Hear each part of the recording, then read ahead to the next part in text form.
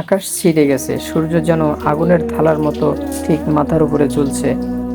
তাপের তীব্রতায় শরীরের চামড়া ঝলসে দিচ্ছে, কিন্তু কোথাও কোনো আশ্রয় নেই। পুরো ময়দান শুধু সমতল, না পাহাড়, না গাছ, না কোনো ছায়া, শুধু অসীম মানুষের ভিড়।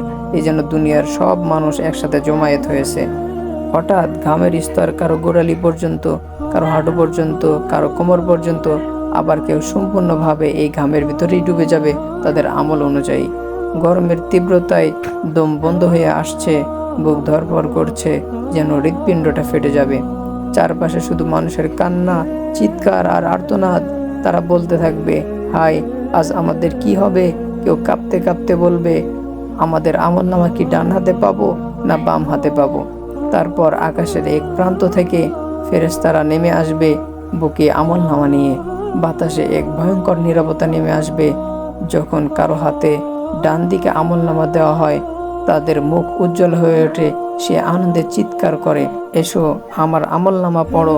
কিন্তু যখন বাম হাতে বা পেছন দিয়ে দেওয়া হয়, তখন তার মুখ ভয়ে কালো হয়ে যায়। সে চিৎকার করে আর বলে, হায়, আজ যদি আমাকে মাটি করে দেওয়া হতো।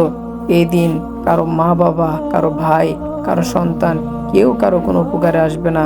সবাই সেদিন নিজেকে বাঁচাতে ব্যস্ত থাকবে আর শুধু বলতে থাকবে, ইয়া নফসি, ইয়া নফসি, আল্লাহ আমাকে বাঁচান।